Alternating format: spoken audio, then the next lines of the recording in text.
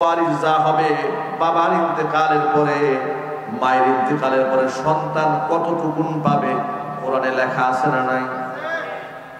ইসলাম এমন একটা জীবন ব্যবস্থা যেখানে আপনি সব পাবেন। আল্লাহু আকবার বলেন। দুনিয়াতে একমাত্র ধর্মের নাম ইসলাম, যা কমপ্লিট কোড অফ লাইফ, পরিপূর্ণ জীবন ব্যবস্থা যেখানে আছে। হিন্দু ধর্মাবলম্বী যারা আছে তাদের কাছে প্রথা সর্বস্ব কিছু ধর্মীয় আচার অনুষ্ঠান ছাড়া আপনার বিচার ব্যবস্থা কেমনে চলবে তার সমাধান পাবেন না।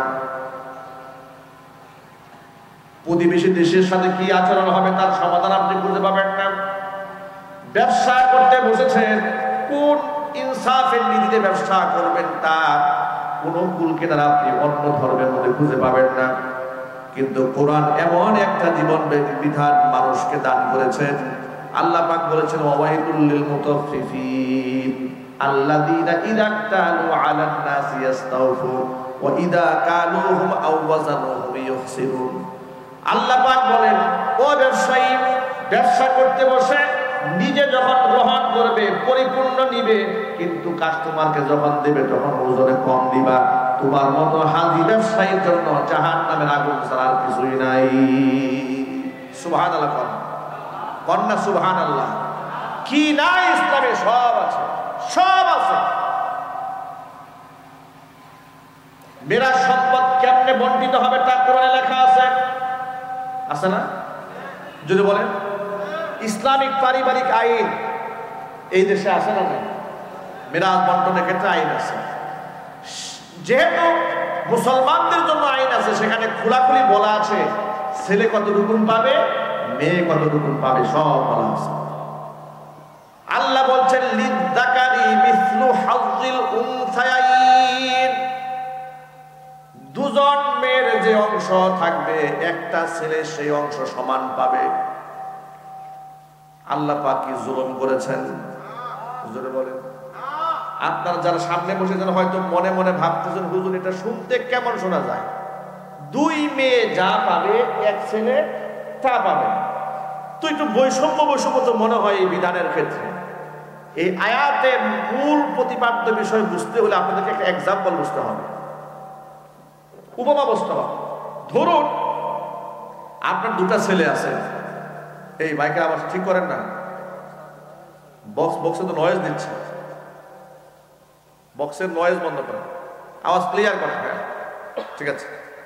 দেখুন আপনার দুটা ছেলে, একটা ছেলের বয়স 5 বছর আর একটা ছেলের বয়স 20 বছর।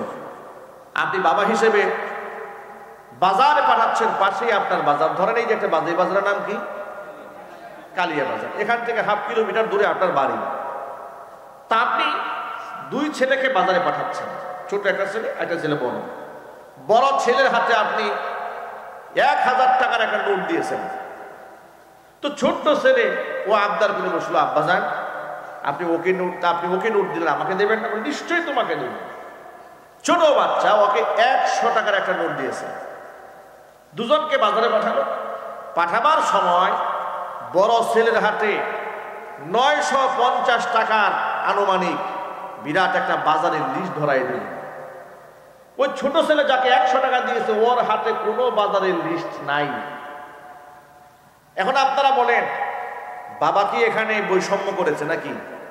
ছোট ছেলের উপর জুলুম করেছে? আপনারা তো ভাবতে পারেন ছোট ছেলেকে দিল মাত্র 100 টাকা, বড় ছেলেকে দিয়েছে 1000 টাকা। আরে বাবা, বড় ছেলের হাতে 1000 টাকা দিয়ে 950 টাকার বাজার ঝুলিয়ে দিয়েছে, আর ছোট ছেলের হাতে 100 টাকা দিয়ে পুরোটাই রিজার্ভ রেখে দিয়েছে, ওর হাতে কোনো বাজারের তালিকা নাই। তাহলে প্রকারান্তরে এখানে ছোট ছেলের উপর বাবা বেশি ইহসান করেছে। কথা বলেন ঠিক কিনা? মিরাজ সম্পদ বন্টনের ক্ষেত্রে ইসলামের যে নীতিমালা ঠিক হুবহু এরকম। ছেলেকে মেয়ের দুগুণ দিয়েছে, কিন্তু একটা ছেলের উপর দায়ী দায়িত্ব কি? সে দায়ী দায়িত্ব কি একটা মেয়ের উপর থাকে? না, মোটেও থাকে না।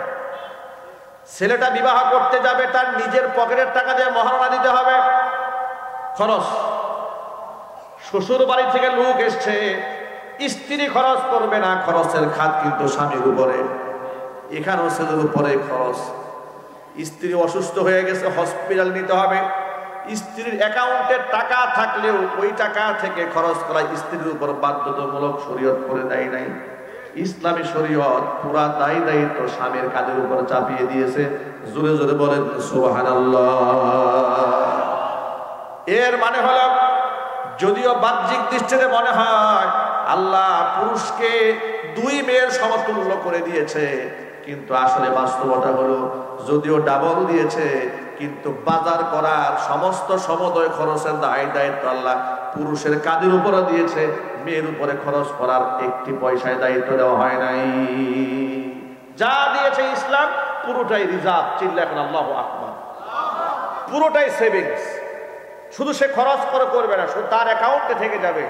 এভাবে নারীদের উপর ইসলাম বৈষম্য করেনি, বরং ইসলাম নারীদের উপর ইহসান করেছে, প্রাধান্য দিয়েছে, অগ্রাধিকার দিয়েছে। জোরে বলেন আল্লাহু আকবার।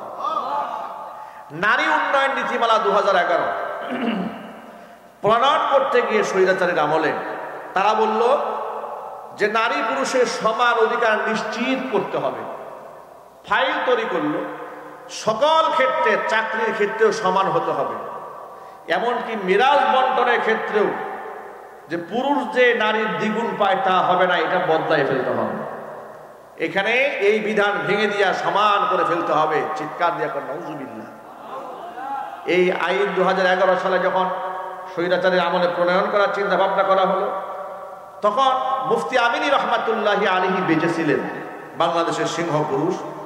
তিনি কঠিনভাবে কোরআনের আয়াত দিয়ে তিনি প্রতিবাদ জানালেন যে না, নারী পুরুষের শরীয়তের যে বিধিবিধান আল্লাহ পাক দিয়েছেন, এটাকে রদ করার, ভেঙে দেওয়ার কোনো ক্ষমতা পৃথিবীর কোনো মানুষের কি আছে? নাই। তিনি প্রতিবাদ জানালেন। আমরা আলেম ওলামারা আমাদের অঙ্গ থেকে প্রতিবাদ জানিয়েছি। তখন স্বৈরাচারী হাসিনা বলেছিল, কোরআন শরীফের সূরা নিসার 11 নম্বর আয়াত কি শুধু মুফতি আমিনী একাই পড়ে, আমরা পড়ি না? আমরাও তো পড়ি, আমরাও কোরআনের ব্যাখ্যা জানি।